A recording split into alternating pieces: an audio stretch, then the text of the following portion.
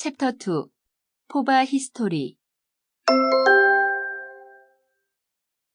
지방자치 행정가족과 걸어온 50년 대한지방행정공제회의 반세기는 지방자치 행정가족과 함께 걸어온 신뢰와 동행의 역사다.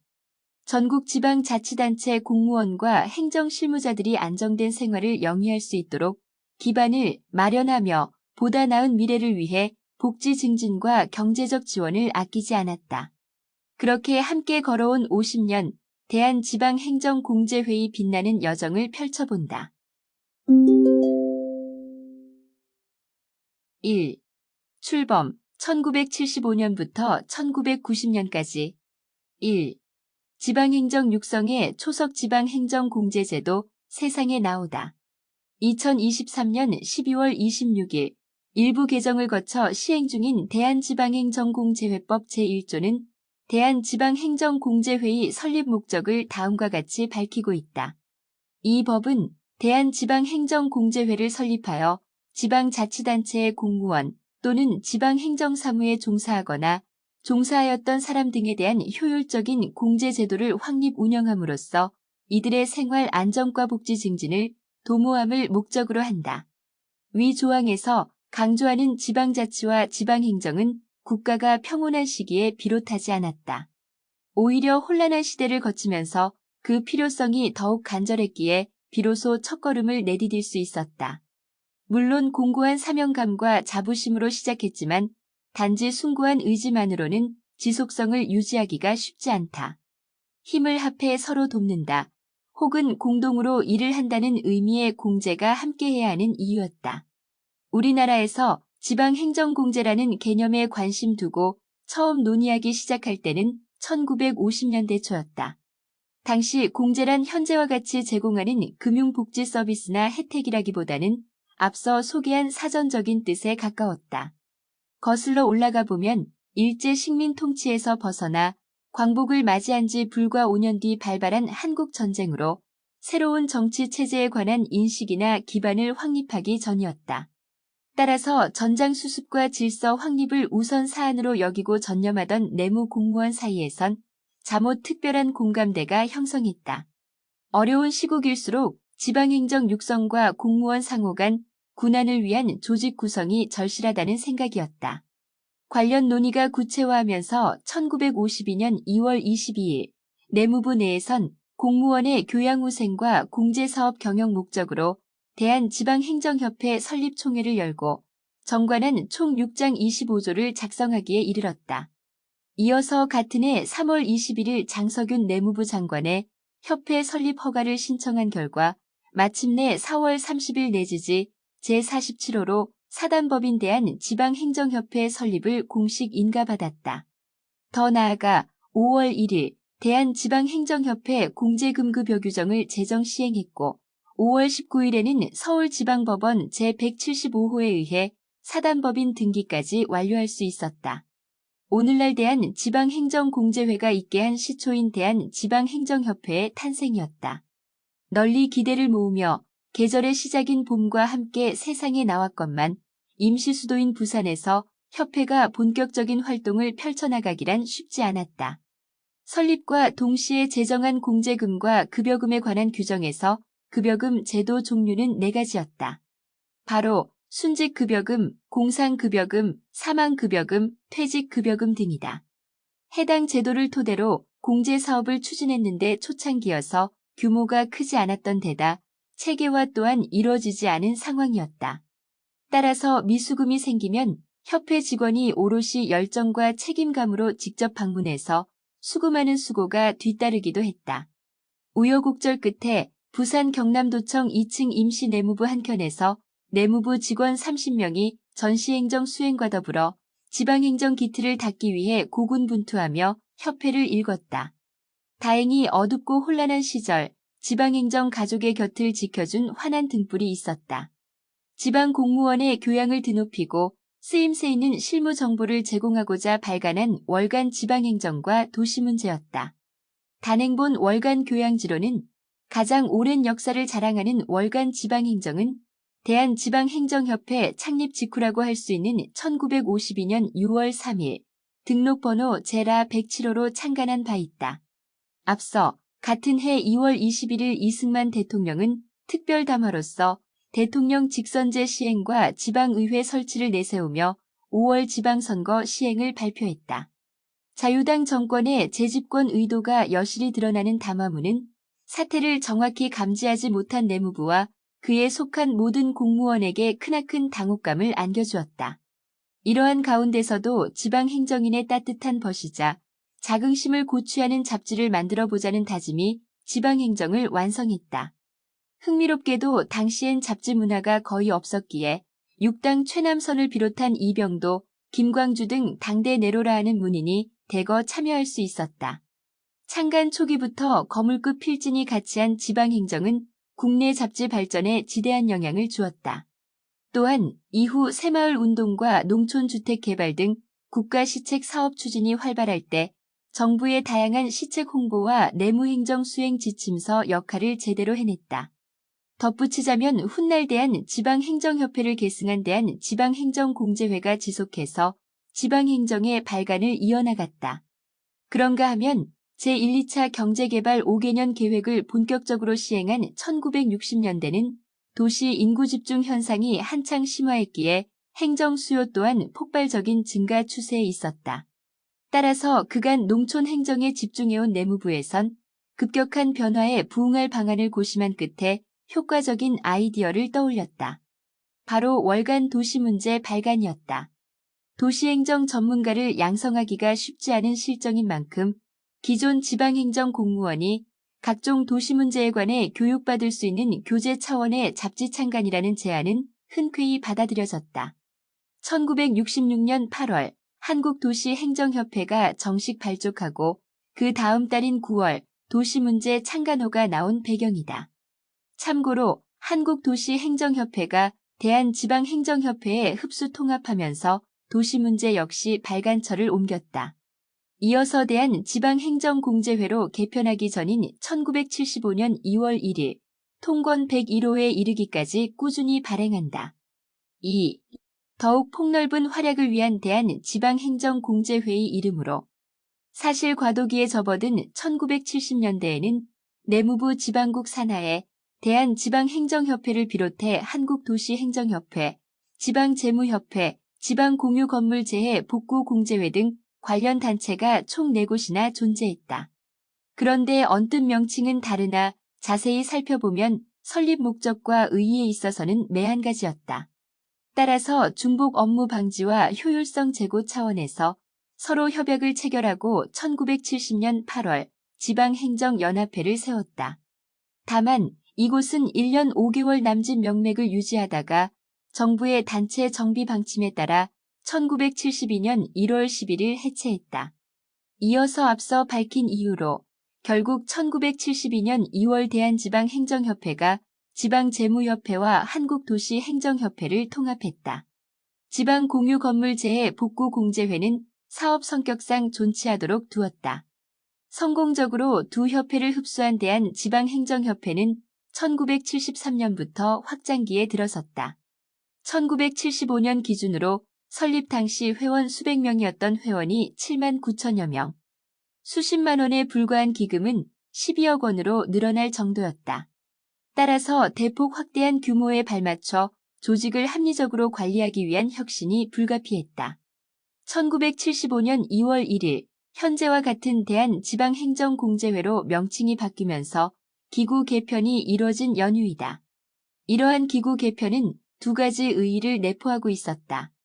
우선 대한지방행정공제회라는 명칭 변경을 거치면서 협회 시기에 지방행정 발전이라는 추상적 목표를 한층 현실적이고도 구체적인 공제로 전환했다. 또한 이전엔 회장부터 임원진까지 현직 관료가 맡았으나 자주적인 공제제도 확립이라는 목적 아래 관료체제에서 민간체제로 바뀌는 과정에 의해 운영 효율화를 기대할 수 있었다. 이때 제정한 정관에는 공제에 집중한 설립 목적이 명확하게 드러나 있다. 내무부 본부와 산하기관에 근무하는 지방행정공무원 10만 명의 교양 증진과 자질 향상, 재직 시 후생 복지 사업을 통한 사기 진작으로 공직에 전념할 수 있는 환경 조성, 퇴직 후 생계 안정과 지방행정 참여 기회 부여 등이다. 아울러 행정공제회는 목적 달성을 위해 설립 이후 지방행정공무원 복지 증진을 위한 공제제도 시행에 들어갔다. 또한 퇴직급여, 재해급여, 요양급여와 같은 재급여 사업, 학자금, 이재복구자금, 요양자금으로 구성한 대여사업 등을 활발하게 펼쳐나갔다. 3. 지방행정공제의 성장을 도모하는 기반 마련. 앞서 밝혔듯이 대한지방행정공제회 전신인 대한지방행정협회는 임시수도인 부산의 경남도청 일부에 첩보금자리를 마련했다. 1953년 서울 환도 이후 서울시 중구 을지로에 위치한 구 내무부 지방국 사무실을 사용하면서도 사정은 마찬가지였다. 그러나 점차 증가하는 공제 업무, 두 교양지 발간, 각 시도와의 연락과 협조 요청 등이 원활히 이뤄지기 위해선 기존과 같은 환경으로는 부족했다. 특히 지방행정의 육성 발전이라는 목적을 달성하려면 자체 사옥이 필요하다는 데 뜻이 모였다. 따라서 1959년 12월 28일 열린 내무국장 회의에서는 자치회관 건립을 목표로 각 시도단체에서 기금을 각출하기로 결의했다. 그 결과 1960년까지 총 4억 7,520만 원, 현재 가치로는 4,746만 4,368원을 확보해 은행에 예치할 수 있었다.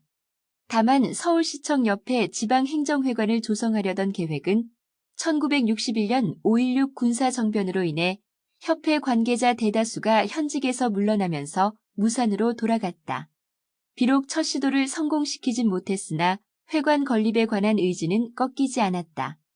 1970년 7월 2일에는 서울시 영등포구 여의도동 1-146번지와 1-511번지에 부지 약 9,920제곱미터를 매입했다. 그 사이 협회는 1970년 8월 서울시 중구 수표동 중앙청소년회관, 이어서 1974년 4월에는 종로구 내자동 무궁화회관으로 이전하며 자체 회관에 관한 열망을 키워나갔다. 다만 대한지방행정협회로서는 이러한 희망을 끝내 실현하지 못했다.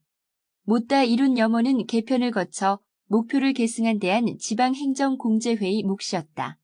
공제회는 기금 조성과 한층 넓은 부지 확보 차원에서 1976년 이전 협회가 마련한 여의도 부지를 매각했다.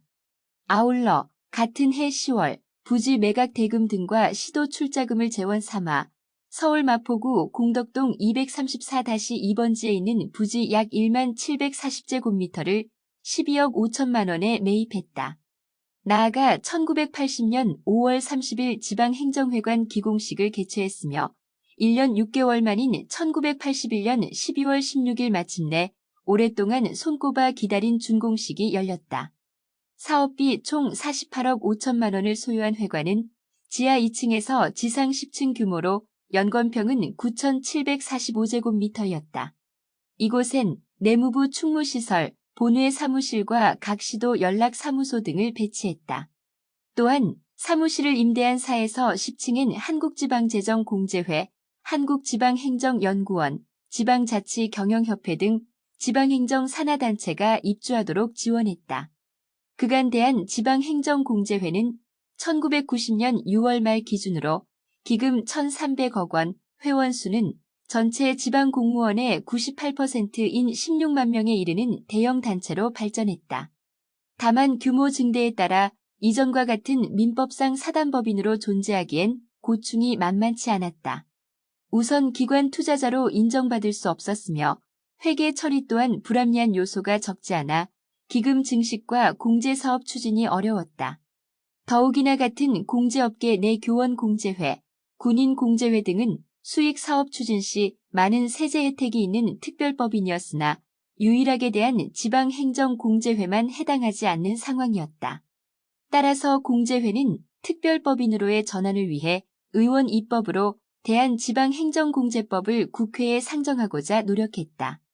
그 결과 국회 법안심사 소위원회에서 강우혁 의원 외 37인이 발의한 법안을 상정했고 1990년 12월 31일엔 드디어 법률 제4276호로 제정 공포하면서 발효하기에 이르렀다.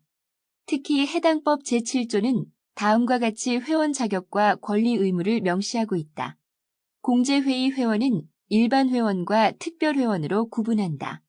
일반 회원이 될 수 있는 사람은 다음 각 호의 어느 하나에 해당하는 사람으로 한다.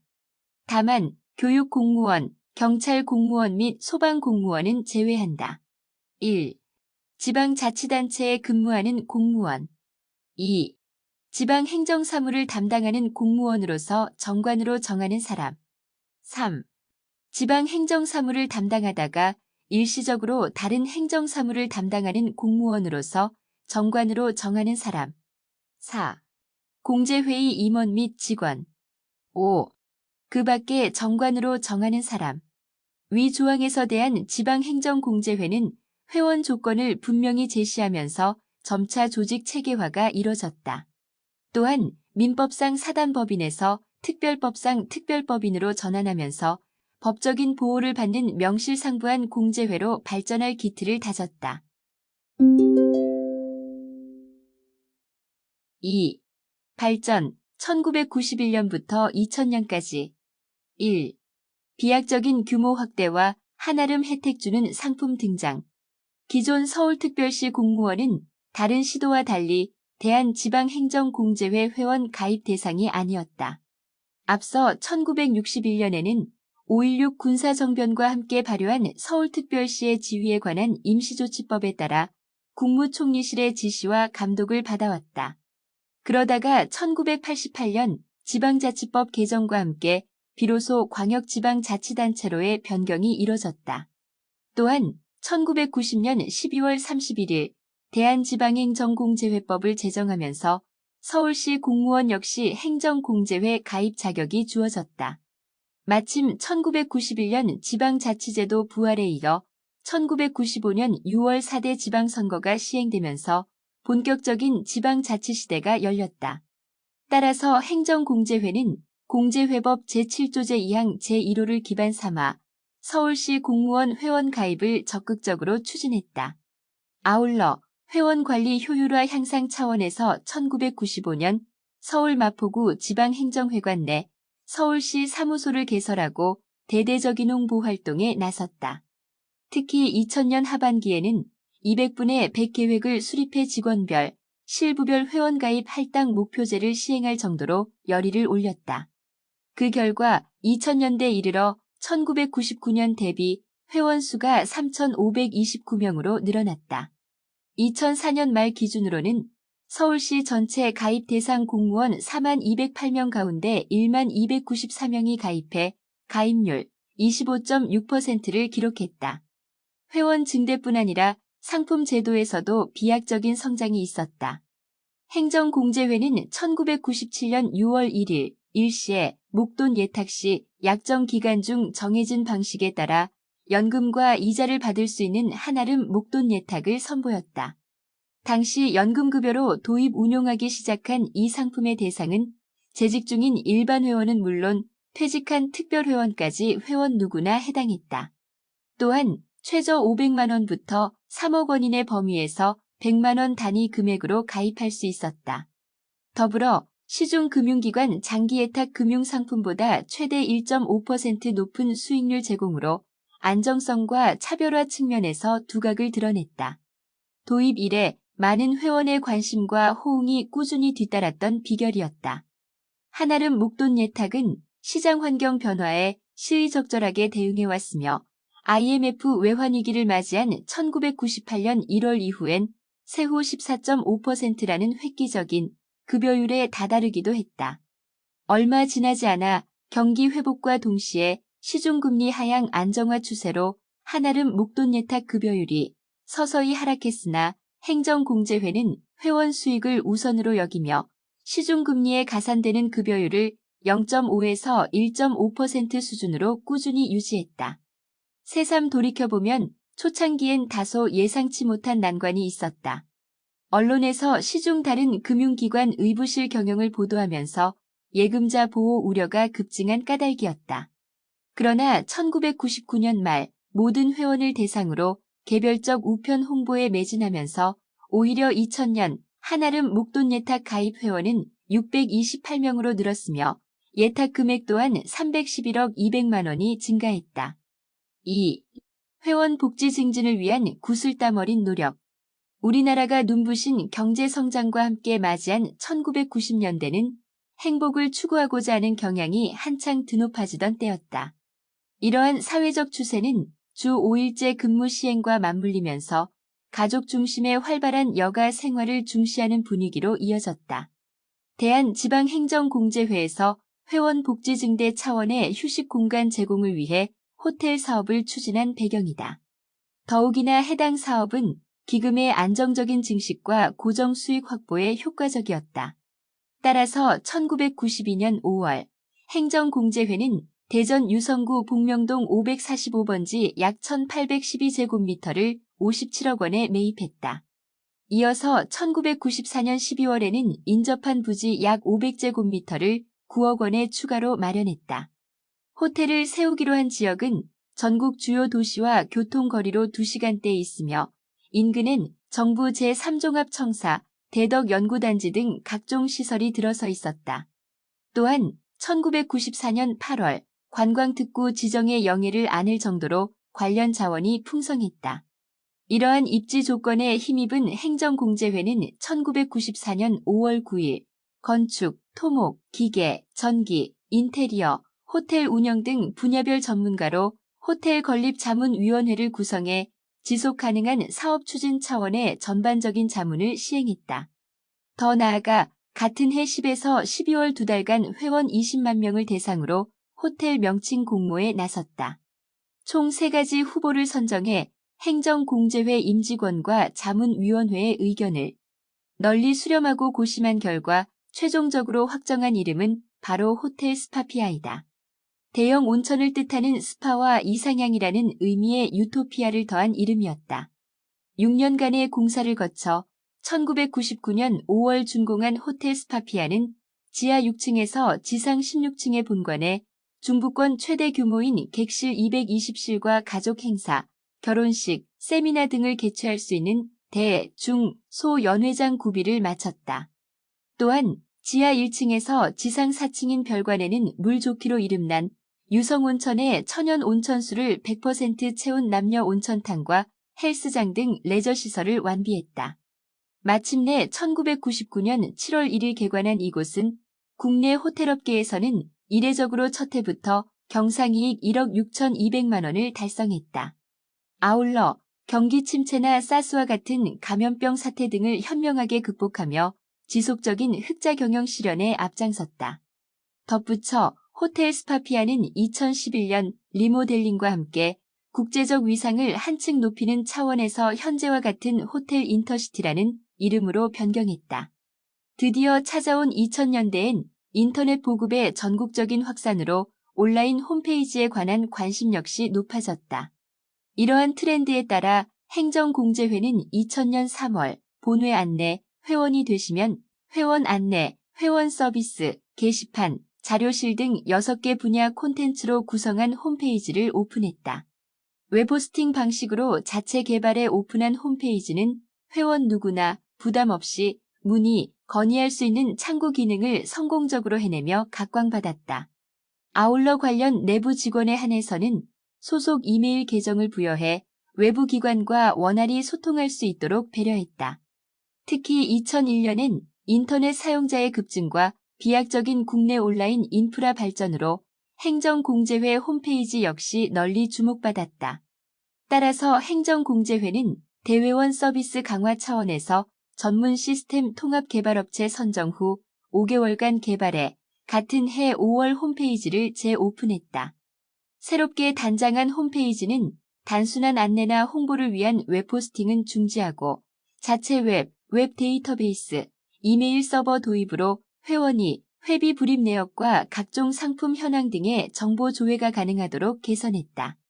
또 본격적인 웹 회원 가입 시행과 더불어 모든 임직원에게 행정공제회 이메일을 부여하며 업무 효율성 향상에 이바지했다. 이로써 웹사이트 재구축을 추진한 결과 2001년 8월 1만 명이었던 웹 회원은 2004년 1월 무려 10만 명 돌파를 달성했다. 전문 포털 사이트가 아닌 특정 회원 대상으로는 이례적인 사례였다. 더 나아가 외회원 가입률 100%를 염두에 둔 행정공제회는 최상의 기금 운용, 수익 사업 추진 전략을 지원하는 정보체계 구축을 궁극적인 목표로 삼았다. 또한 정보화 마스터 플랜 제시와 3개년 IT 개발을 추진하기 시작했다.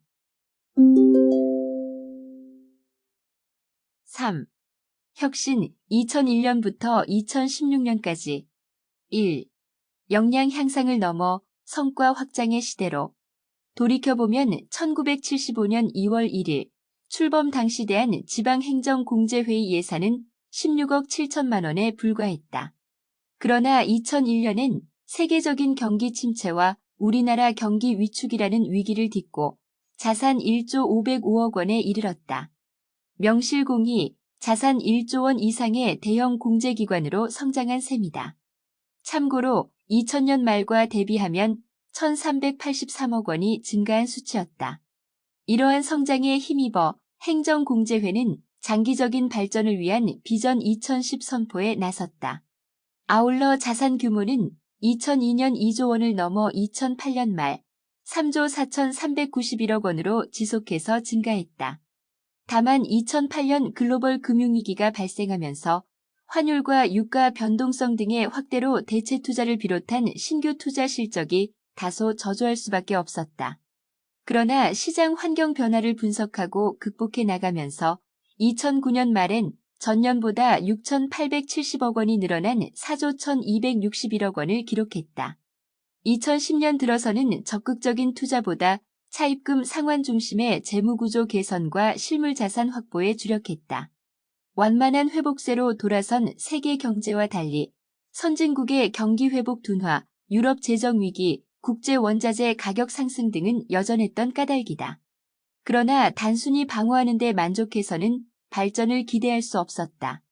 따라서 행정공제회는 신규 수익원 발굴, 수익성 향상을 위한 조기 투자 집행 등에 적극적으로 앞장섰다. 또 투자 사업에 있어서는 철저한 리스크 관리 기반의 재무적 성과를 창출하면서 비용 절감 방안을 추진했다. 앞서 소개한 구슬땀 어린 노력으로 자산 확대와 재무 건전성 강화가 이뤄졌다. 2012년 총자산 5조 4,577억 원 돌파와 차입금 전액 상환에 따른 무차입 경영을 실현한 비결이다.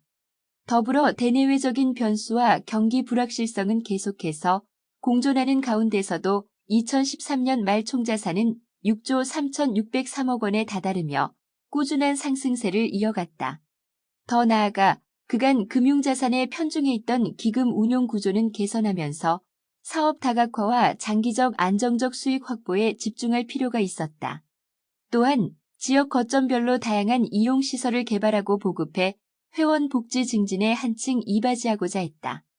행정공제회에서 일찍이 1997년 수립한 지역별 회관 건립 장기 개발 계획을 연차적으로 진행해 나간 배경이다. 우리나라 전역을 수도권, 중부권, 영남권, 남부권 등 4대 권역으로 구분지은 행정공제회는 1999년 7월 1일 충청 지역인 대전 유성구에서 호텔 스파피아를 개관해 건실하게 운영하고 있었다. 첫 사업의 성공으로 용기를 얻어 계획한 다음 프로젝트는 바로 광주공제회관 건립이었다. 다행히 이미 1995년 12월 광주 서구 치평동 1208-5번지의 대지 약 6,813제곱미터를 매입한 만큼 1999년 11월 기공식을 열고 무사히 착공할 수 있었다. 이로써 22개월간 공사를 진행한 끝에 2001년 9월 14일 비로소 광주회관이 개관했다. 광주회관이 자리한 상무지구는 인근에 시청사가 있고 고속버스 터미널, 공항, 철도, 지하철 등 교통 인프라를 두루 갖춘 데다 중심 상권이 들어서 있어 더욱 주목받는 위치였다. 따라서 행정공제회는 지하 3층에서 지상 6층 규모의 회관에 운영관리 담당 차원에서 광주 사업소를 두었다. 또한 지상 2층은 직접 임대해 운영하는 개발 매장 총 52개 곳, 지상 3에서 6층엔 20년 장기 임대 계약을 체결한 프랜차이즈 대형마트가 입점했다. 그 결과 광주회관은 문 연 첫 해인 2001년에 경상이익 3억 1,900만 원을 달성할 수 있었다. 아울러 꾸준한 상승세로 만 3년인 2004년엔 무려 12억 8천만 원을 돌파해 연평균 투자율은 12%대에 이르렀다. 임대료 수입으로는 개관 이래 2년 6개월 동안 연평균 30억 원을 거뒀으며 지가 역시 계속해서 상승해 사업 모범 사례로 평가받았다. 더욱이나 광주 사업소에서 박차를 가한 끝에 2011년 차입금 149억 원을 조기 상환할 수 있었다. 한편 지역별 회관 건립 계획의 중심에는 1981년 12월 16일에 마련한 지방행정회관 이전이 있었다. 서울 마포구 공덕동에 있었던 해당 건물은 건립한 지 20년이 지나 노후화 등 비효율적 요소가 산재한 데다 임대 수익 또한 충분치 않았다. 따라서 외부 전문 기관 의뢰를 거쳐 다방면으로 분석한 끝에 2000년 8월 12일 부지와 건물 매각을 결정했다. 나아가 공제 전문 기관으로서의 위상을 드높일 수 있는 입지로 상업 정보 수집 측면에서 용이하고 고속철도 출발력이 있는 서울 용산구를 선택했다. 2001년 6월 15일 기존 생명보험사 건물을 124억 원에 매입해 같은 해 11월 24일 이전하고 이틀 뒤인 26일 마침내 용산회관 개소식을 거행할 수 있었던 과정이다. 행정공제회가 새롭게 들어선 용산회관은 연면적 약 8,460제곱미터 위에 지어진 지하 3층에서 지상 10층 규모로 시선을 사로잡았으며 오늘날까지 굳건히 제자리를 지키고 있다. 참고로 개소 시점엔 은행이 있는 1층 외의 각 층을 행정공제회 사무실, 각 시도 연락사무소와 임대용 사무실, 대회의실 등으로 폭넓게 활용한 바 있다. 또한 지하에는 방제실, 주차장, 기계실, 전기실 등을 짜임새 있게 배치했다. 2. 한층 견고한 조직으로 나아가는 과정. 2002년 4월 30일에는 직원 기본권 보장과 삶의 질을 더욱 향상하고자 하는 차원에서 대한지방행정공제회 노동조합이 출범했다. 이어서 6월 7일 출범식을 거행한 노동조합은 행정공제회가 당시 겪고 있던 외부 경영 환경 악화와 정치권의 경영진 인사 개입에서 벗어나 회원 신뢰 회복에 나설 수 있도록 투명 경영의 감시자를 자처했다. 아울러 근로자로서 삶의 질 향상을 위해 매진하겠다고 결의한 노조는 근로기준법 위배 행위 제한으로 업무 시간에 밀도 있게 근무하는 조직 문화를 구현했다. 동시에 해당 법에서 보장하는 각종 휴가 제도를 개선했다. 같은 해 9월 30일엔 단체 협약 체결과 함께 기반을 확고히 했으며 직원 근로조건과 임금 복지는 상호 합의로 결정하는 합의를 이끌어냈다. 또한 불합리한 예산 낭비를 줄여 직원이 실질적인 혜택을 누리는 방향으로 집행하도록 유도했다. 경영 동반자로서 클린공제회 운동을 시행한 노조는 관련 이슈에 관한 개선 방안 마련과 이행 촉구 등을 활발히 펼쳐나갔다. 또 행정공제회에서 주력하는 부동산, 금융상품 등의 투자 과정에서 의사결정은 합리적으로 이루어지도록 하며 위험 사업 감시 체제를 확립했다. 더불어 2003년엔 장기적인 발전 도모와 성과주의 경영을 목표로 호봉 승급에 따른 임금을 포기하면서 연봉제를 도입하는 데 흔쾌히 동참했다. 2005년엔 주 5일 근무제 시행에 앞장섰으며 5월 출범한 제2기 노조는 유성사업소를 조합과 분리해 행정공제회 최초로 성과급을 지급하도록 일조했다.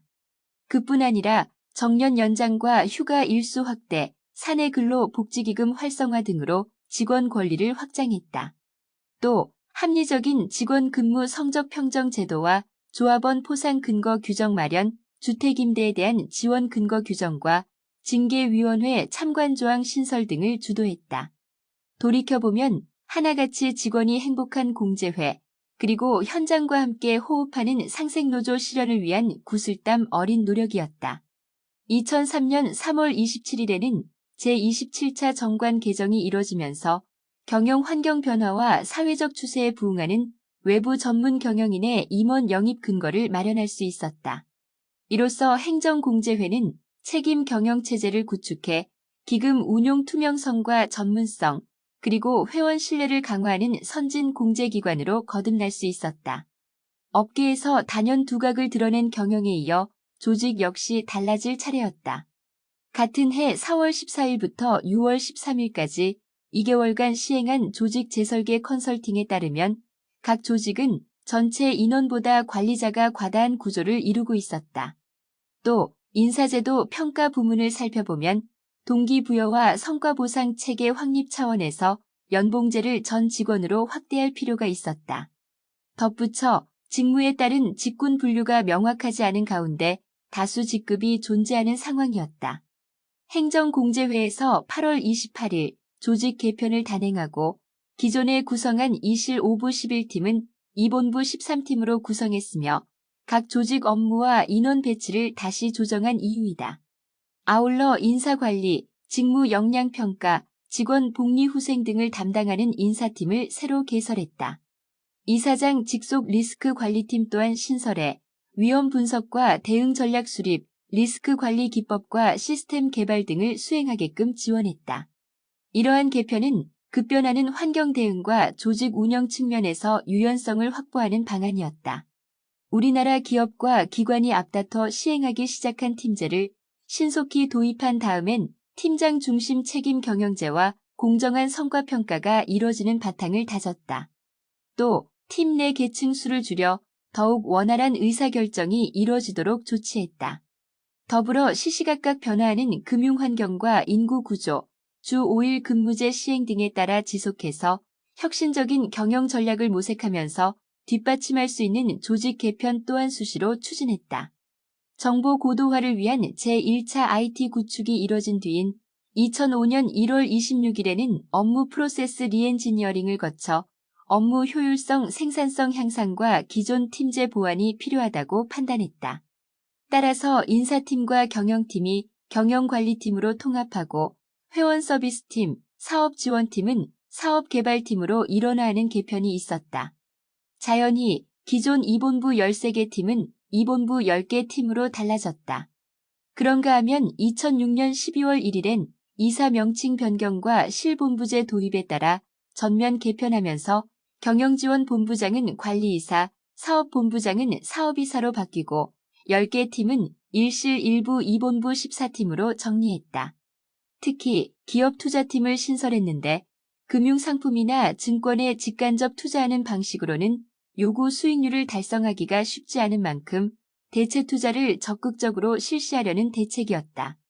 2009년 2월엔 재무팀 신설, 같은 해 10월 15일에는 실본부제 도입 약 3년 만에 1실 1본부 13팀으로 개편했다. 부동산 투자 증가 추세에 따라 체계적인 자산관리 측면에서 2014년 3월 24일 자산관리팀을 신설한 행정공제회는 개발사업본부 내 부서 간 업무를 조정했다. 3. 글로벌 시대의 투자기관 나날이 성장하다. 2004년 12월 22일 단행한 제29차 정관 개정은 잠옷 특별했다. 우선 대한지방행정공제회의 장기급여제도 불이체계 개선에 따라 규정을 정비했다. 기존 연배율에서 산식체계로 바뀐 불이체계는 부담금 납입 특례기간과 지급준비금 기준을 더욱 명확하게 할 수 있었다. 이로써 배율표가 사라진 만큼 자연히 회원의 실경과 연수의 1년을 가산해 퇴직급여 배율을 적용하는 정관부칙 제2조는 2005년 6월 30일까지 존속하기로 했다. 또한 상위 규정인 행정공제회법과 상이한 사항은 바로잡도록 했다.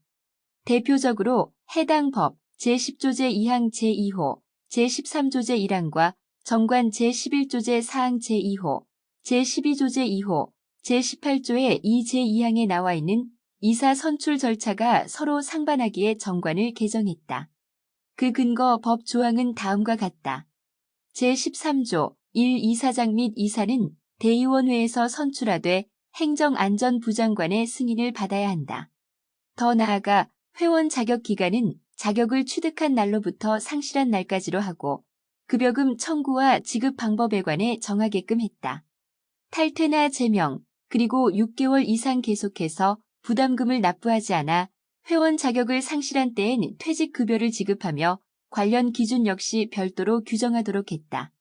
이처럼 확실한 기준과 함께 회원을 위한 알찬 혜택과 서비스 제공에 나서온 만큼 행정공제회의 활약엔 열렬한 호응이 뒤따랐다. 2004년 12월 31일 회원 20만 명을 달성할 수 있었던 비결이다.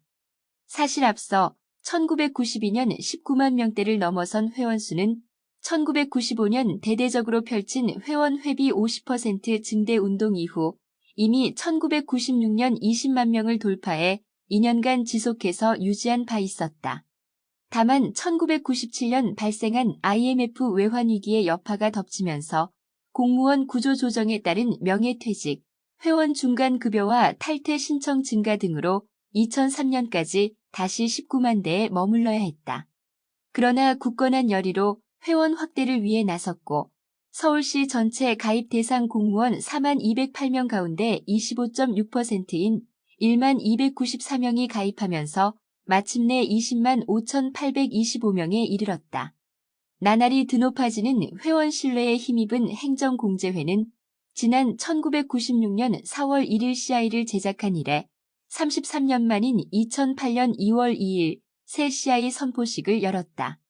글로벌 시대의 투자기관으로 나아가는 제2의 도약을 앞두고 발표한 CI엔 다양한 뜻이 함축해 있었다. 먼저 미래 전략, 인간 존중, 고객 만족, 사회 책임과 같이 지속 가능한 경영을 기반으로 창조적인 인간 중심 기업 문화를 강조하고자 했다. 또 모든 회원의 기대와 성원 속에 전임 직원이 열정적으로 업무를 추진해 최고의 공제기관으로 이끌어가겠다는 다짐을 내포했다. 자세히 살펴보면 CI의 살국빛 바탕에는 인간 중심 창조 경영을 기본 이념으로 하겠다는 의지가 드러나 있다. 행정공제회의 영문 약자인 포바는 하늘과 바다를 연상케 하는 감청색으로 높고 푸른 기상을 표현했다. 이 가운데 첫 글자인 P는 자부심과 열정, 원동력, 우수, 공공 등의 의미를 지닌다. 또 문자의 역동적이고 자신감 있는 인간을 형상화해 거대한 비전을 품은 모습으로 나타냈다. 덧붙여 머리 위 타워는 우주, 비상, 자긍심 등을 상징한다. 이러한 CIN 포부를 비롯해 지속 가능한 선순환을 이루고자 하는 열정이 담겨 있었다. 2008년 2월 1일 행정공제회는 3개월 이상 자격을 유지한 일반 회원 대상으로 2007년 경영성과를 배분하고자 퇴직급여 특별부과금 약 99억 원을 적립했다. 회원 신뢰와 만족도를 더욱 높이는 기금 운용 성과 부여와 실질적인 서비스 개선은 과연 널리 호평을 얻었다.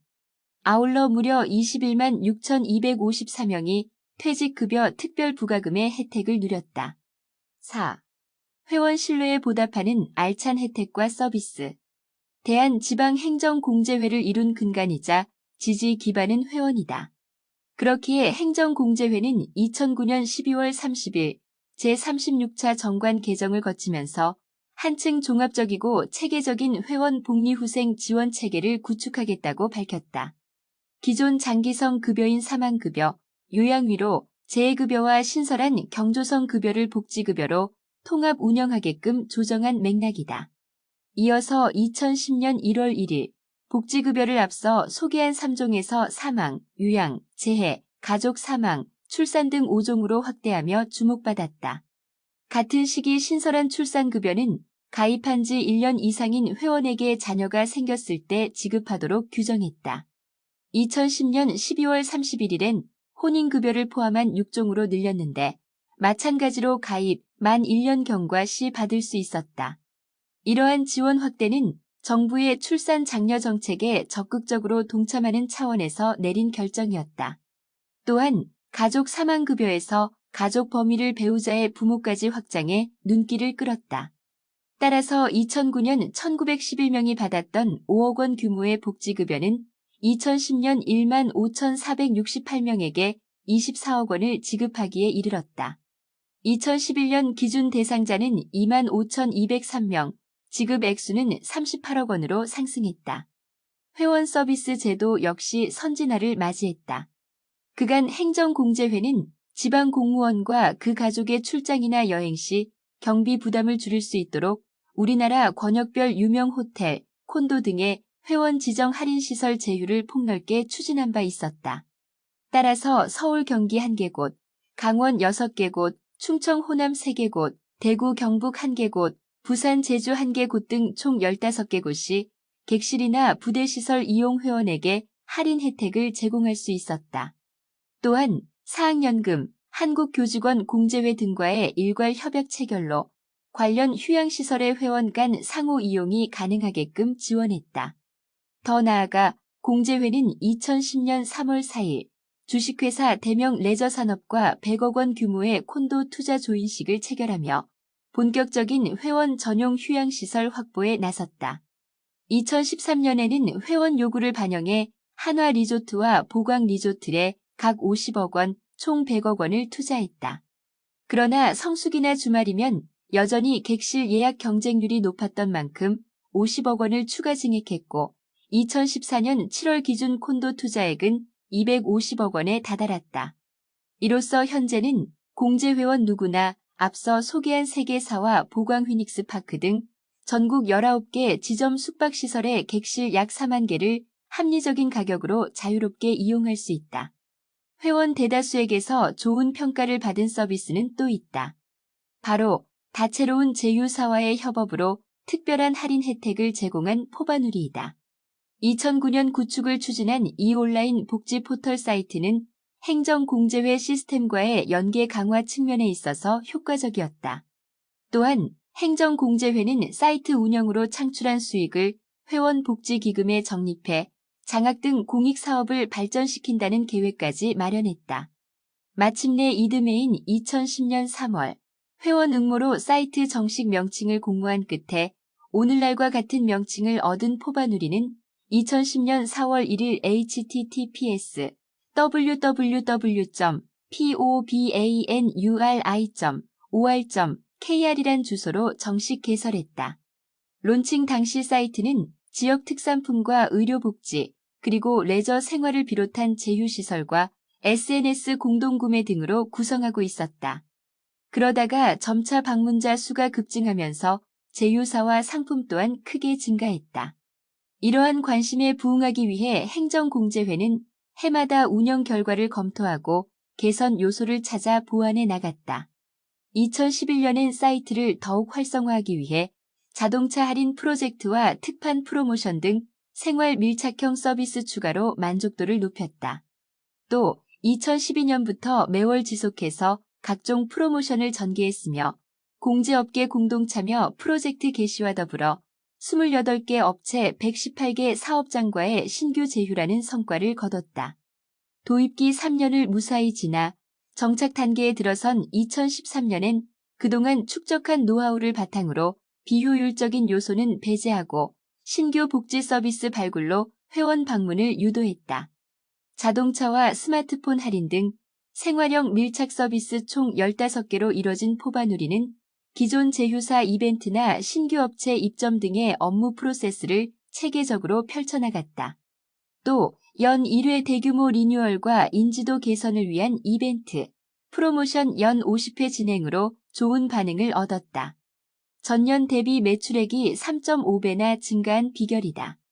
아울러 행정공제회는 2016년 8월 19일 6대 공제회와 2대 연기금이 모인 자리에서 회원사별 직영 복지시설 공동 이용에 관한 의향서를 체결하며 회원 혜택의 폭을 더욱 넓혔다. 5. 눈부신 혁신 향한 날개를 펼치다. 2010년과 함께 어느새 창립 35주년을 맞이한 대한지방행정공제회는 자산 10조 원 시대를 앞두고 있었다.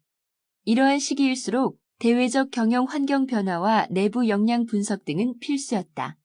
더 나아가 명확한 비전과 미션, 실천 과제 등을 도출하고 목표를 달성하기 위한 경영 전략과 단체별 실천 방안은 더욱 구체화하고자 했다. 2011년 1월 31일 행정공제회가 마침내 비전 2020을 선포한 과정이다. 회원 및 가족에게 신뢰감을 주고 풍요로운 삶을 지원하는 선진복지기관이란 새로운 비전 선포에 나선 모든 임직원은 같은 목표 아래 하나같이 노력하겠다고 결의했다. 비전 2020은 단순히 회원뿐 아니라 그 가족까지 아우르는 금융 혜택과 복지 서비스를 제공하겠다는 다짐이었다. 또한 행정공제회에서 선보이는 금융상품 신뢰도 향상을 위해 조속 1시일 내 지급 준비율 100% 달성의 의지를 담았다. 풍요로운 삶을 위한 다양한 복리후생 서비스 제공이라는 서비스 발전 방향 제시 역시 잊지 않았다. 자산운용과 서비스 제공에 있어서는 업계 표본으로 자리매김하겠다는 뜻을 공표했다. 더불어 미션으로 밝힌 회원의 생활안정과 복지 증진을 도모하는 복지 서비스 제공기관으로서 행복한 미래 당신의 파트너, 지금 포바가 함께합니다를 새로운 슬로건으로 정했다. 비전 실현을 위해선 3가지 부문의 경영 목표를 설정했다. 우선 자산 부문에서 총자산 10조 원 달성과 안정적인 수익 기반 확립, 회원 부문으로는 연간 회비 수입 2조 원 돌파와 회원 서비스 고도화 완료를 염두에 뒀다. 조직 부문에선 자산, 회원, 관리 등 3대 핵심 역량 강화와 성과주의 정착을 지향해 나가고자 했다. 덧붙여 회원 감동 경영체제 확립, 안정적 자산운용 기반 구축, 글로벌 경쟁 역량 강화, 사회적 책임 활동 확대 등 4대 중장기 경영 전략을 마련했다. 동시에 사회 공헌 활동과 윤리 경영 실천으로 기업의 사회적 책임을 완수하고 회원, 그리고 각 지역 사회와 동반 성장하는 지속 가능 경영 체제를 확대해 나가기로 했다. 곧이어 행정공제회는 비전 2020을 꾸준히 실천하며 크게 박수받았다. 가장 두드러진 활약으로는 사회 공헌 활동을 손꼽을 수 있다. 이미 2008년 1월 3일 태안기름 유출 사고 당시 많은 임직원이 조기 수습과 생태계 복원을 위해 해안방제자원 봉사활동에 앞장선 바 있었다. 2011년 11월 16일엔 지역 공동체와 서울 용산구 한강로 거리 정화 봉사를 시행했는데 임직원 51명이 쓰레기와 낙엽 청소, 불법 광고물 제거 등에 나서면서 일대가 더욱 깨끗해지고 분위기 또한 환해졌다. 같은 해 12월 6일 도봉구에선 인근 소외계층 가구 12개 곳 대상으로 연탄 나눔 배달 봉사활동을 실시했다. 가구당 전달한 연탄 300개는 겨우내 추위를 몰아내고 온기는 더했다. 그간 시행해온 사회공헌 가운데 대내외적으로 주목받은 활동은 단연 충북 충주시 산청면 영덕리 덕혜마을과 맺은 1사1촌 자매 결연일 테다. 2012년 9월 20일 협약식 체결로 연이 닿은 덕혜마을에선 고구마 추수와 같은 농번기 일손 지원을 비롯해 충주종합사회복지관 푸드뱅크 기부 등 농촌 연계 봉사를 펼쳐나갔다. 또 마을에서 생산한 농산물을 구매해 기부하면서 농촌 발전 그리고 공제기관으로서의 위상과 이미지 제고에 이바지했다. 아울러 사회복지법인 남산원에서 열린 사랑의 쌀 나눔 행사, 용산 클린데이 대청소와 드림스타트 의약용품 지원, 관내 어르신 무료 급식 나눔, 중증 장애인 자립생활 물품 후원, 임직원 월급 우수리 기부, 연말연시 군 장병 위문 성금 등 온정을 전하는 손길은 13년 동안 계속해서 이어지고 있다. 회원과 지역사회를 위해 쏟은 정성은 빛나는 결실로 돌아왔다. 2012년 11월 13일 행정공제회는 마침내 한국의 경영대상 고객만족 경영대상 부문 최우수상을 수상하기에 이르렀다. 2010년 10월 행정안전부 산하기관 최초의 서비스 혁신 부문 리더 선정에 이어 차지한 영예였다. 한국능률협회 컨설팅이 주관하는 이 상은 전략기획, 경영혁신, 사회공헌 등 조직 경쟁력 강화 활동에 전념해 혁신적 성과를 창출한 기관 기업이 차지해왔다. 이러한 맥락에서 기금 수익 다변화와 안정적 자산운용 기반으로 당시 회원수 23만 5천 명과 총자산 5조 원을 달성한 행정공제회는 더할 나위 없는 적격이었다. 또한 고객 만족 경영의 일환으로 회원 서비스 3개년 계획 수립과 회원 복지 서비스 개선에 최선을 다했으며 중장기적인 관점에서 경영 내실화를 실현한 공이 있었다. 그런가 하면 2014년 3월 7일에는 제5회 대한민국 블로그 어워드 공공부문 특별기관 대상을 받으며 다시금 저력을 과시했다. 마침 소셜미디어와 관련 네트워크 서비스가 사회 전반에 널리 확산하면서 기관이나 기업의 주요 홍보 또한 오프라인에서 온라인으로 이동하는 시기였다. 시대적 변화에 앞서 행정공제회는 이미 2011년 포바 블로거 콘테스트를 개최한 바 있다. 블로그 운영 역량이 탁월하거나 홍보 마인드를 지닌 회원을 발굴해 기존 가입 회원과 잠재 고객 대상으로 새로운 정보 전달, 온라인 홍보 활성화에 나서기 위해서였다.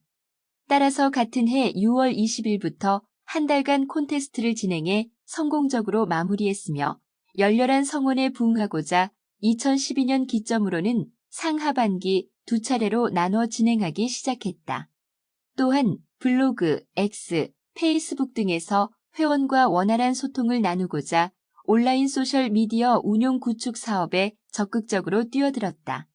결과적으로 2013년 9월 23일 온라인 미디어 채널을 오픈하면서 각 SNS에 선택적인 콘텐츠 등록과 회원 SNS 계정을 이용한 인증이 가능해졌다. 과연 업계에서 디지털 시대를 선도하는 기관으로 인정받을 수밖에 없는 선구안이었다. 물론 회원 복지 증진과 폭넓은 서비스, 지역 사회공헌, 온라인 홍보 등에 몰두하면서도 본질적인 가치 추구를 잊지 않았다. 바로 알찬 공제 상품제도 시행이다. 2015년 2월 3일 퇴직급여금을 매월 혹은 해마다 분할해 받을 때 퇴직급여와 같은 저율과세를 적용하도록 소득세법 시행령 개정이 이뤄졌다. 따라서 행정공제회는 최대한 많은 퇴직 예정자에게 세제 혜택을 지급할 수 있도록 두 단계로 나눠 상품 개발을 추진했다. 우선 같은 해 6월 30일 1단계로 연지급식 상품을 출시했다. 나아가 1년 뒤인 2016년 6월 30일 2단계인 월지급식 상품 개발 완료와 동시에 분할 지급 퇴직 급여 규정을 개정했다. 더불어 분할 지급 퇴직 급여 가입, 변경, 지급과 해제 등 전체 프로세스 자동화를 완성했으며 노후 공제 업무 시스템과 분리한 별도의 업무 체계 구축으로 성능을 향상했다. 4. 비상 2017년부터 2025년까지 1. 자산운용 혁신 경영 성과로 이어지다. 전문적인 자산운용 능력을 바탕으로 안정적인 기금 운용을 추구해온 행정공제회는 보다 투명하고 효율적인 자산운용을 위해 2017년 3월 3일 자산운용정책서를 수립했다. 자산운용정책서에는 대한지방행정공제회법 제16조 제3항, 기금 조성을 위한 사업과 관련된 자산의 관리 운용에 관한 기본 원칙과 주요 내용이 기술되어 있다. 이에 따라 행정공제회 관련 법령과 일관성을 유지하고 있다. 자산운용정책서는 자산운용에 대한 투자 정책, 투자 목표, 투자 지침, 위험관리 및 성과평가의 기준을 제시함으로써 자산운용과 관련된 모든 의사결정 과정의 준거가 되고 있으며 자산운용 업무의 가이드라인 역할을 수행하고 있다. 또한 자산운용 관련 법령의 준수 여부를 감독하는 기준을 제공하고 자산운용과 관련하여 전반적인 책임을 성실히 이행하고 있는지를 증명할 수 있는 수단을 제공한다. 행정공제회는 금융시장의 환경 변화에 적극적으로 대응하기 위해 1년 단위로 자산운용 정책서를 검토하고 직제 개편 사항, 자산운용 관련 위원회 변경 사항 등을 반영하고 있다. 이와 같이 자산운용에 대한 명확한 기본 원칙과 선진 자산운용 시스템을 바탕으로 수익 구조를 다변화해온 행정공제회는 자산운용 성과에 있어서도 눈에 띄는 성과를 거뒀다. 우선 포트폴리오의 다변화와 함께 최적의 자산 배분을 실시하는 한편 해외 투자 기반을 강화하기 위한 노력을 지속적으로 실시함으로써 큰 성과를 달성했다. 해외 대체 투자가 자산의 상당 부분을 차지하고 있는 행정공제회는 글로벌 연기금들의 대체 투자 확대로 우량 물건 확보가 점점 어려워졌다.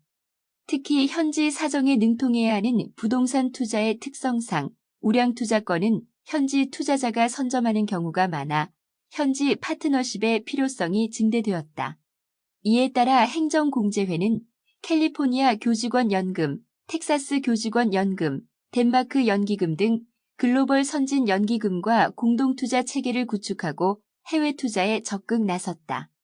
이러한 노력으로 2018년 글로벌 금융위기로 국내 주식시장이 급락하며 주요 연기금들이 마이너스 수익률을 기록했음에도 불구하고 행정공제회는 주식보다 대체 투자에 집중하여 의미 있는 성과를 이끌어냈다. 한편 2015년 수립한 2016에서 2020 중기 자산 배분 만기 연도가 도래함에 따라 2020년 7월부터 중장기 전략적 자산 배분 연구 용역을 실시했다. 행정공제회는 이 컨설팅을 통해 중장기 자산 배분과 함께 자산 배분 체계를 점검하고 자산군 재분류 및 BM 설정, 중장기 자산 배분 전략 수립 등을 실시했다. 이어 컨설팅 결과를 바탕으로 자산 운용 규정 및 자산 운용 규정 시행 규칙을 개정하여 자산 배분 관련 규정을 개정하고 기회자산 운용 규정을 신설했으며 이를 2021년 자산 운용 정책서에 반영했다. 또한 금융시장 환경 변화를 반영하여 자산군 재분류 및 자산군별 벤치마크를 설정하고 향후 5년간의 전략적 자산 배분을 수립했다. 2.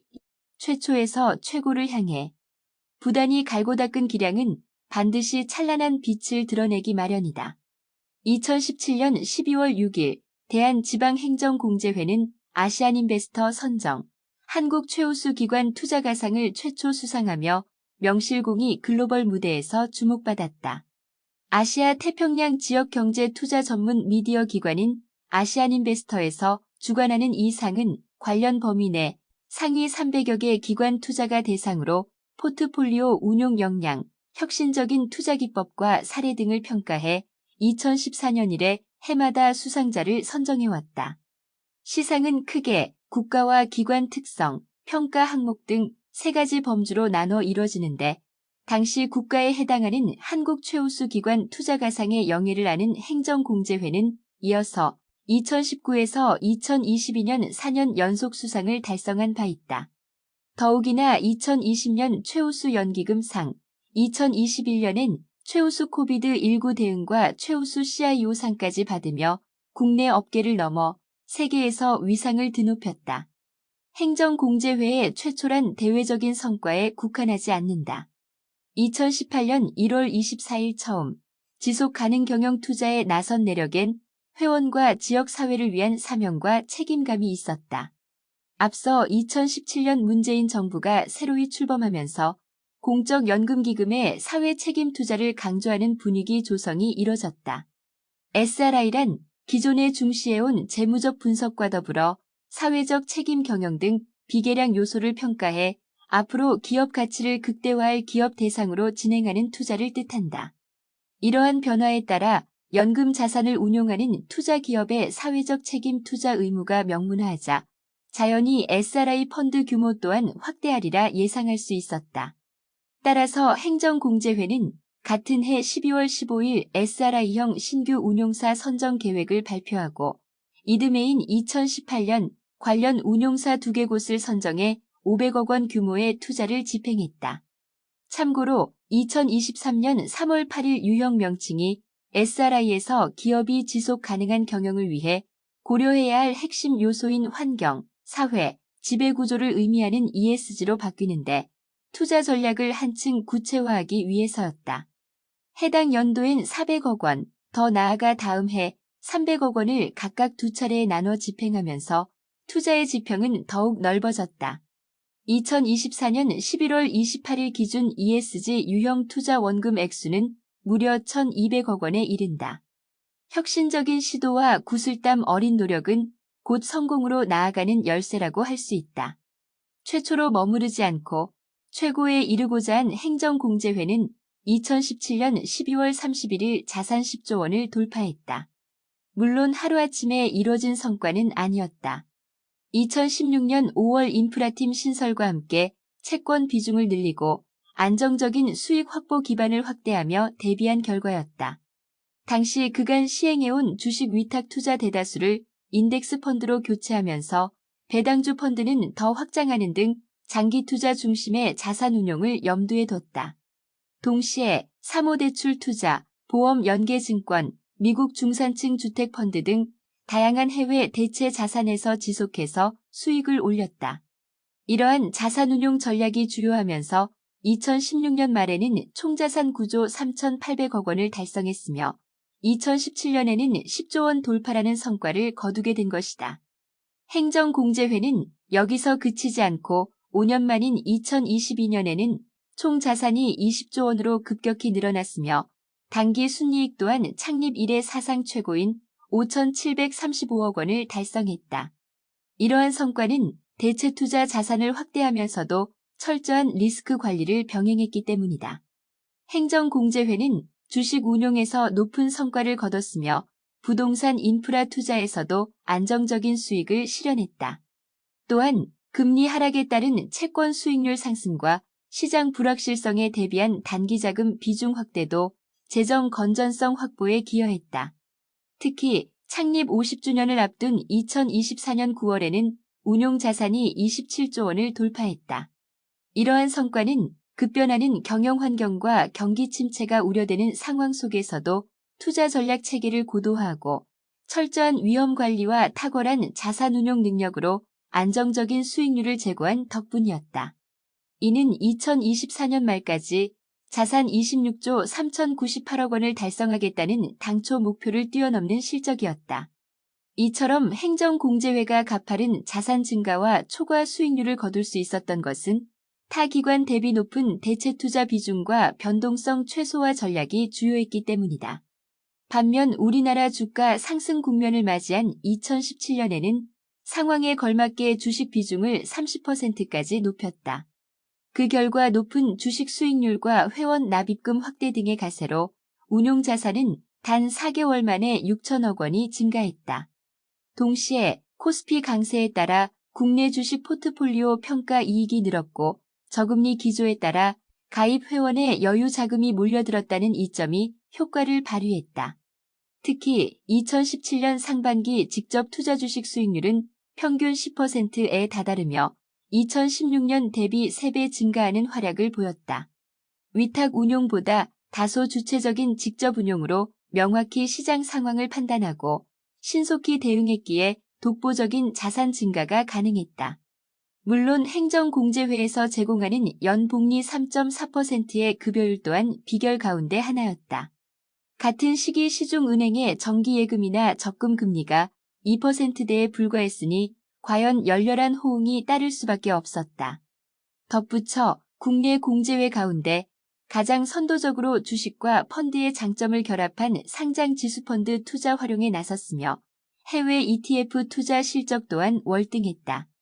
그 외 우리나라에선 일반 상업용 건물, 물류센터, 헬스케어 단지 등 수익형 부동산에 집중하고 해외 부동산은 펀드 간접 투자를 시행했다. 2017년 말 총자산이 11조 원을 넘어설 수 있었던 이유다. 다만 이후에는 전과 같은 호황을 기대하기가 쉽지 않다는 전망 아래 주식 비중은 줄이고 해외 대체 투자로 안정성 유지에 몰두했다. 3. 국내외 혁신 투자를 선도하는 해란. 2008년 1월 대한지방행정공제회는 판교 알파돔 복합단지 개발 사업에 컨소시엄으로 참여하면서 1,231억 원을 지분 투자했다. 지역 경제 활성화 차원에서 정부와 민간이 협력해 추진하기 시작한 이 사업은 경기 성남시 판교 내 중심 상업용지의 오피스, 백화점, 주상복합시설 등을 대대적으로 조성한다는 의의가 있었다. 물론 전체 사업 자본금이 4,632억 원, 총 사업비는 약 5조 원에 이르는 대형 프로젝트였다. 그러나 눈부신 성취는 거저 얻어지지 않았다. 당시 긍정적인 전망으로 기대감이 높았던 해당 사업은 2009년 글로벌 금융위기의 여파로 시장 유동성이 급격히 악화하면서 위기에 봉착했다. 예기치 못한 경기 침체에 의한 자금 조달 실패는 토지 매매 계약 해제를 감수해야 하는 상황으로 이어졌다. 다행히 2011년 출자사 간 합의서 체결과 사업 재구조화는 난관을 벗어날 기회를 제공했다. 무사히 본격적인 궤도에 진입한 사업은 총 2단계로 나뉘어 진행했다. 2012년에서 2018년까지 시행한 1단계 사업에서 행정공제회는 업무 판매 시설이 들어설 87,900제곱미터 규모의 6-3 블록을 담당했다. 아울러 2017년에 돌입해 2022년 최종 마무리한 2단계 사업 또한 같은 용도로 쓰일 16만 2,796제곱미터의 6-1 블록을 맡아 성공적으로 개발해냈다. 즉 2019년 1월 19일 열린 판교 알파돔 6-1, 6-2 블록 신축 공사 기공식은 놀라운 성과를 일군 시도라고 할 수 있었다. 앞서 소개했듯 실질적으로 대비할 수 없는 금융위기란 변수가 있었지만 행정공제회는 주어진 여건을 분석하고 지혜롭게 대응해 특별한 투자 성과를 실현했다. 또한 1, 2단계 사업을 기반으로 안정적인 수익을 창출했을 뿐 아니라 귀감이라 할 수 있는 투자 사례를 완성했다. 더불어 한층 풍성해진 경험과 노하우를 기초 삼아 새로운 개발 프로젝트에 참여할 원동력을 얻었다. 놀랍게도 사업 성과는 여전한 현재 진행형으로 현재 진척 중인 판교구청사 부지 개발 사업에서 추가적인 수익 창출을 예상한다. 월등한 활약은 단지 국내 투자에 한정하지 않았다. 행정공제회는 전 세계적 금리 급등 위기가 지속하는 가운데 중위험 중수익의 대체 투자 원칙을 공고히 지키며 안정적인 운용에 집중한 바 있었다. 이러한 신념은 곧 해외에서도 뚜렷한 공적을 이루도록 뒷받침했다. 2019년 5월 2일엔 미국 내 2위, 전 세계 규모로는 10위 안에 손꼽히는 교직원 연금인 캘리포니아 교직원 연금과 전략적 공동투자 협약을 체결하기에 이르렀다. 협약에 따라 참여한 미국 부동산 합작법인 투자의 전체 약정 금액은 13억 8,600만 달러였고 프로젝트 펀드별 목표 수익률 또한 예상치를 웃도는 안정적인 결과로 이어졌다. 아울러 해외 현지 파트너십 기반 우량 펀드 발굴과 추진은 대외적인 투자 경쟁력 강화에 기여했다. 4. 공고한 내실을 다지는 여정. 돌이켜보면 대한지방행정공제회에 있어 지난 2018년은 여러모로 뜻깊은 해였다. 우선 연말 기준 총자산은 12조 2,288억 원으로 전년보다 1조 1,522억 원이 증가했다. 무려 10.4%에 이르는 수치로서 공제업계 2회 규모였다. 경영수익으로는 1,151억 원 상승한 6,847억 원을 이뤘다. 운용수익률 또한 4.0%를 달성하며 자산운용시장 대비 우수한 성과였다. 특히 2,635억 원에 다다른 당기순이익은 창립 이래 최대 기록이었다. 덧붙여 3년 연속 흑자 경영을 실현하며 널리 박수받았다. 이렇듯 자산운용 측면에서 괄목할 만한 성장세는 사회적인 인정으로 이어졌다. 2019년 7월 12일 행정공제회가 한국경제신문이 주최하는 제6회 한국기금 운용대상에서 1위인 대상의 영광을 차지할 수 있었던 연휴이다. 2016년부터 3년 연속 최우수상을 받은 끝에 이룬 쾌거이기에 더욱 값진 상이었다. 참고로 총 2차로 구성한 수상심사 중 1차에선 기금운용위원회 의사결정 체계와 기금 특성별 자산 배분 현황, 투자자산 다양화 등의 평가가 있었다. 또한 2차는 기금 모집 실적과 효율적인 운용에 의한 사용 실적을 확인하는 과정이었다. 이로써 금융감독원과 학계, 관련 기관 등에 속한 전문가가 모여 판단한 결과 행정공제회는 우리나라 공제회 중 가장 우수한 곳으로 선정받는 영예를 안을 수 있었다. 더 나아가 행정공제회는 공제업계 대표 기관답게 저탄소 경제 구현으로 글로벌 지속 가능 사회 창출에 적극적으로 앞장서겠다고 밝혔다. 2019년 12월 3일 탈석탄 금융선언에 동참한 배경이다. 실천 의지를 천명하기 전인 2017년 이미 사회적 책임을 위한 신재생 에너지 투자에 나서온 행정공제회의 2019년 말 관련 투자 금액은 1,550억 원이었다.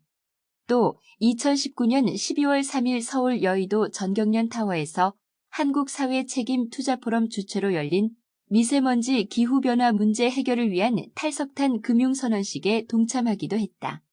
탈석탄 금융선언 이후에는 탄소공개 프로젝트 서명과 기후금융지지선언, 세종 스마트 그린 일반 산업단지 투자 등 그린 뉴딜 투자를 선도해 나갔다. 2020년 8월 20일 정부가 포스트 코로나 정책의 일환으로 발표했던 한국판 뉴딜 뒷받침을 위한 공공기관 역할 강화 방안의 주요 과제를 추진하는 전략이었다. 우선 2021년 3월 9일에는 기후변화 관련 재무정보공개 협의체 신설을 지지하는 기후금융선언에 함께했다. TCFD는 G20 재무장관과 중앙은행 총재가 주도하는 금융안정위원회에 의해 설립한 기구로 전 세계 50개국 기업 1000여 개 곳 이상이 참여하고 있다. 아울러 환경기후변화 이니셔티브로서 기업이 공개해야 할 요소인 지배구조, 경영 전략, 위험관리, 지표, 목표 설정 등을 권고해왔다. 행정공제회가 지지한 기후금융선언은 앞서 소개한 사항이 금융시장 내 기후변화 관련 위험과 기회의 투명성 향상에 유용한 프레임워크를 제공한다는 인식 아래 뜻을 같이 한다는 상징적 의미가 있다. 또한 행정공제회는 2020년 11월 민관합동 개발로 추진하는 세종 스마트 그린 일반 산업단지 조성 사업에 601억 5천만 원을 투자하며 이목을 끌었다.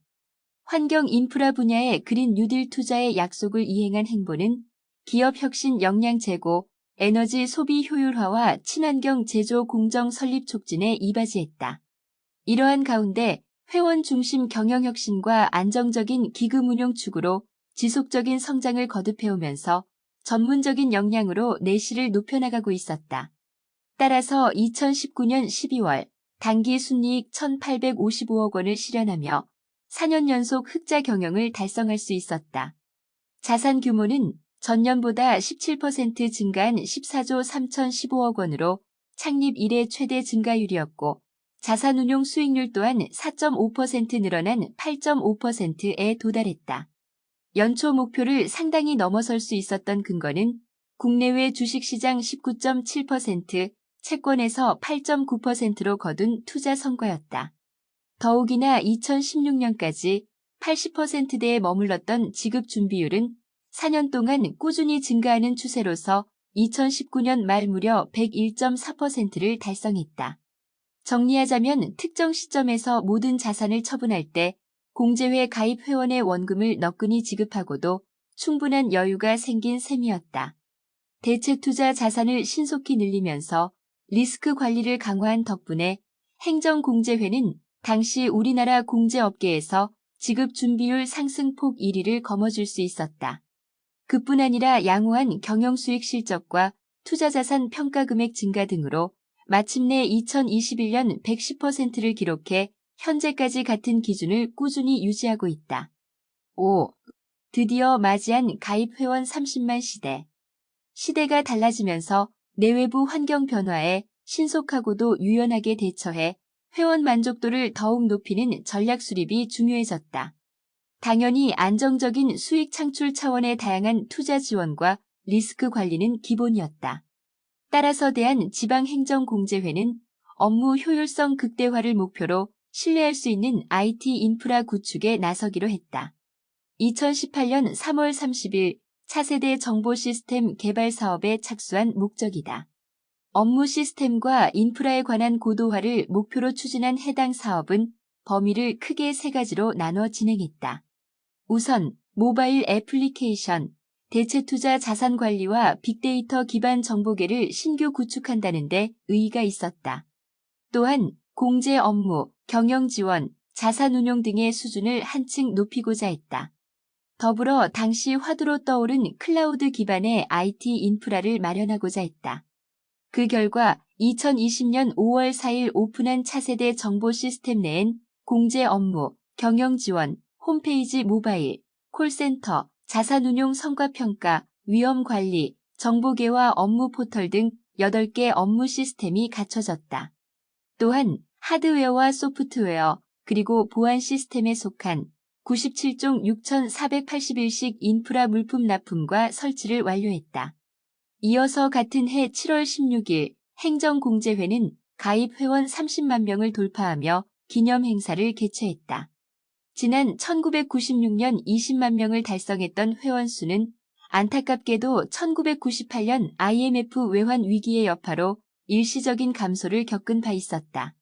그러나 전임 직원의 노력과 적극적인 대응으로 2004년 온전히 회복해 상승 가도를 달려왔고 드디어 2020년 30만 명 시대를 맞이하면서 가입률은 86.0%에 이르렀다. 물론 여기서 그칠 순 없었다. 행정공제회는 회원과 지역사회의 열렬한 애정에 더욱 폭넓게 보답하고자 했다. 2020년 11월 11일 신설한 회원복지지원급여 제도는 바로 이러한 고민의 결과이다. 근본적으로 복지 혜택의 대상은 모든 회원이지만 그간 상황에 따라 여건을 충족하지 못해 지급 범위에서 벗어난 사례가 더러 존재했다. 기존 복지급여 6종이 혼인, 출산, 자신이나 가족 사망, 재해, 요양 등 전통적인 관원상제에 따른 상호부조 차원에서 주어지는 까닭이었다. 따라서 행정공제회에선 기존 지급 기준의 고정관념을 타파하고 혜택 범위를 확대하기 위해 공제금급여 규정을 일부 개정했다. 또 2020년 39억 원에서 약 3.7억 원 증액한 42억 원에 관련 예산 금액을 2021년도에 반영했다. 이로써 기존 41%에 불과했던 회원급여 미이용률은 점차 증가해 해마다 정년 퇴직자 약 7,000명 중 3,000명이 혜택 범위에 들 수 있도록 바뀌었다. 아울러 재해와 요양급여 지급 요건은 다음과 같이 완화해 사회 변화에 발맞춘 진정한 섬김복지로 칭송받았다. 6. 긍정에너지 북돋우는 우리 곁에 공제. 2022년 1월 28일 대한지방행정공제회는 제2차 조직혁신에 들어갔다.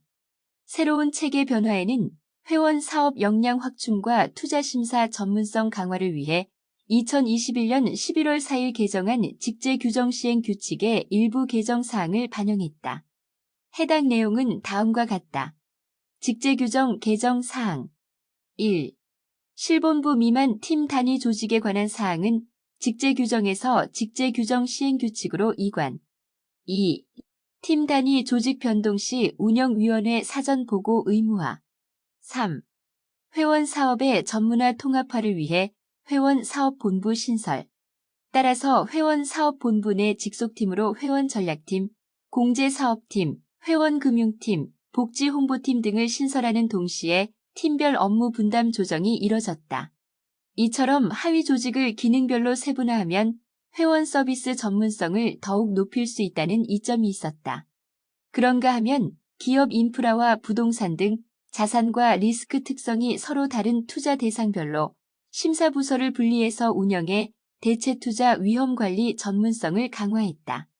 기존 투자심사팀을 투자심사 1팀과 2팀으로 분리한 이유이다. 또한 재무팀이 맡고 있었던 전술적 자산 배분은 전사적 전술적 자산 배분으로 투자전략팀은 투자자산에 대한 전술적 자산 배분으로 업무를 재정비했다. 아울러 행정공제회는 찾아가고 발로 뛰는 능동적 공제회 운영이라는 목표 아래 지방행정 가족이 있는 곳이면 어디든 가겠다는 의지를 밝혔다. 2022년 7월 11일 찾아가는 행정공제회를 도입한 배경이다. 명칭에서 알 수 있듯 해당 공약은 우리나라 전 지역을 순회하며 공제 관련 간담회와 설명회를 활성화하겠다는 목표가 있었다. 나아가 지방자치단체와 시도인재개발원, 그리고 다른 공제회 등과의 업무 협력을 한층 강화할 기회이기도 했다. 또 현장 소통데이 개최로 MZ세대를 비롯해 다양한 연령과 성별을 아우르는 소통을 더욱 활발히 할 수 있었다. 이로써 회원 곁에 찾아가는 행정공제회는 충북 괴산에서 시작해 2022년 2개 곳, 2023년과 2024년엔 각각 4개 곳을 방문했다.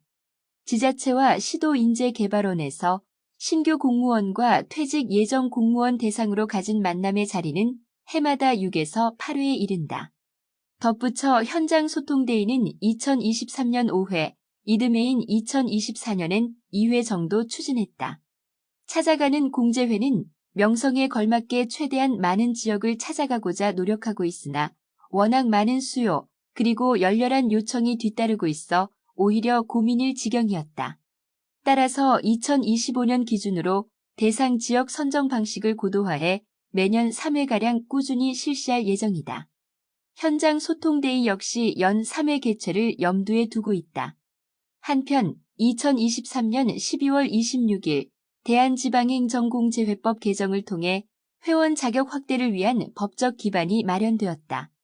기존에는 지방자치단체에 근무하거나 지방행정사무에 종사하는 공무원 등만이 회원 자격을 가질 수 있었으나 개정 법령에서는 그 밖의 정관으로 정하는 사람도 회원 자격에 포함할 수 있도록 규정하였다.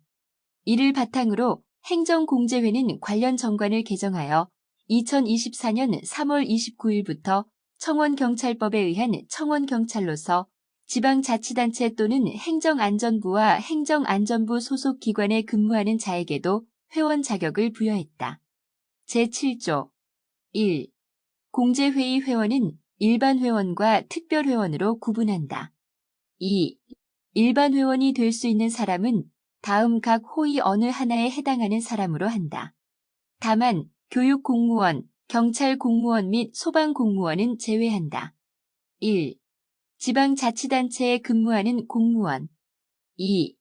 지방행정사무를 담당하는 공무원으로서 정관으로 정하는 사람. 3. 지방행정사무를 담당하다가 일시적으로 다른 행정사무를 담당하는 공무원으로서 정관으로 정하는 사람. 4. 공제회의 임원 및 직원. 5. 그 밖에 정관으로 정하는 사람. 7. 오늘의 자부심, 밝은 내일 여는 희망으로 돌아보건대 역경을 딛고 성장해 끊임없는 발전과 업계 선도에 이르기까지 쉴 새 없이 달려온 50년이었다. 그리고 지금 대한지방행정공제회는 여전한 사명감과 자부심으로 회원 복지 증진과 안정적인 수익 창출에 심혈을 기울이고 있다. 그 일환으로 2024년 1월 1일 행정공제회는 회원 접점을 늘리는 오프라인 서비스를 확대해 나갔다. 2019년 말부터 코로나19 사태가 잦아든 2023년까지 5년간 공제회 회원 혜택은 사실상 온라인 복지 위주였다고 할 수 있었다. 달리 말해 감염병 확산 위험이 현저히 줄어든 이듬해는 기존 보편적 복지에서 발전해 오프라인의 계층별 다양성 복지 프로그램을 충분히 시도할 수 있는 여건이었다. 따라서 행정공제회는 최신 트렌드 반영과 관련 행사의 질을 향상하고자 전문 운영 대행사를 도입하고 체감적 복지 운영을 기반으로 MZ세대와 신규 회원 유입에 나섰다. 롯데월드 온라인 페스티벌, 스포츠스타 원데이 클래스, 포바 스크린 골프대회, 리그 오브 레전드 챔피언십, 포바 머니쇼, 30초 영화제, 회원과 자녀 대상의 캠프, VIP 초청 행사 등 다채로운 참여형 복지 행사로 각광받은 배경이다. 특히 공적 기관 최초로 추진한 해외여행 지원 복지 프로그램에 뒤따르는 반응은 가히 대단했다. 2024년 4월 17일 베트남 정부와의 업무 협약 체결과 더불어 신규 회원 복지 프로그램으로 회원과 그 가족 약 1,700명에게 푸꾸옥 빈펄리조트 숙박을 지원하면서 공제회 홍보 효과를 여실히 거뒀다. 더욱이나 오로지 증액 회원 대상으로 프로그램 응모가 가능하게 하자 무려 17,275명이 증액에 동참해 월 21억 원 회비 수지를 확보하기에 이르렀다. 여행 후기 또한 완벽하다는 평가가 대거 뒤따랐다.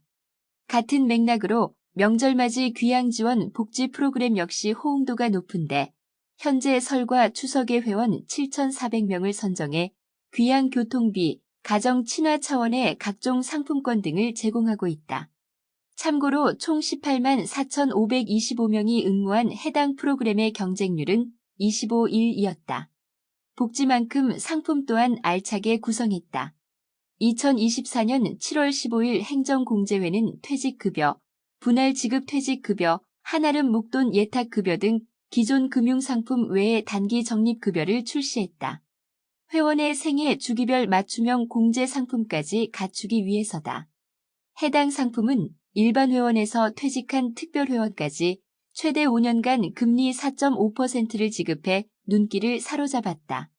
부과율로는 한국은행 공시 예금은행 저축성 수신금리 6개월 평균 이상이라고 할 수 있다. 덧붙여 2025년 1월 금리 5%의 창립 50주년 기념 특판 단기 적립급여가 나와 전폭적인 지지를 얻었다.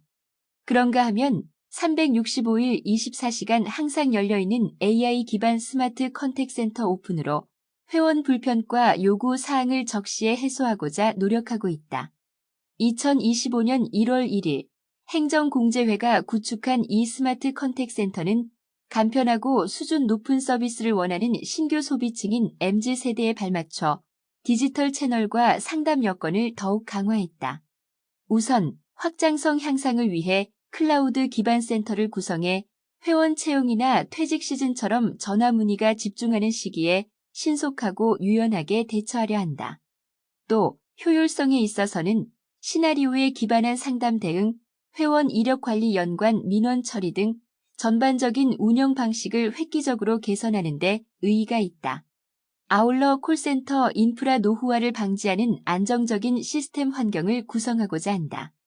이로써 센터가 본격적인 활동에 돌입하면 전화, 챗봇, 채팅 등 다양한 채널 상담으로 시간이나 공간 제약 없이 상시 상담과 답변이 가능하리라 예상한다.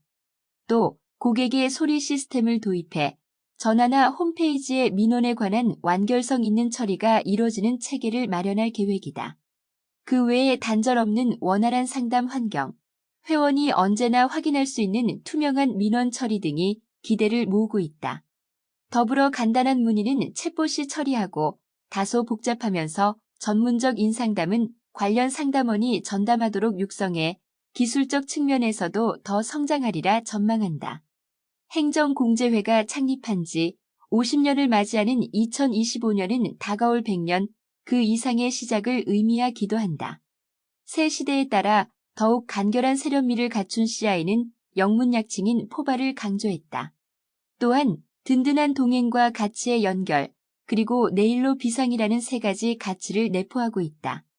좌우로 확산하듯 뻗은 사선은 지속 가능한 내일을 향해 비상하고자 펼친 날개이다. 그 날개 끝에 신뢰받는 기금 운용과 금융복지 서비스 제공으로 회원 생활 안정에 기여하며 행복과 안정적인 미래를 함께하는 평생 파트너로서 동행하겠다는 뜻이 어려 있다. 2025년 1월 23일 행정공제회가 선포한 비전 2030의 미션과 비전이다. 더 나아가 궁극적으로는 회원 행복, 전문성, 신뢰를 핵심 가치로 여기며 평생 함께하는 회원 서비스 확립, 선도적 자산운용 경쟁력 확보, 포바 혁신을 견인하는 경영체계, 고도화 등을 실현해 나갈 계획이다. 오늘의 자부심이 밝은 내일을 여는 희망으로 이어질 수 있도록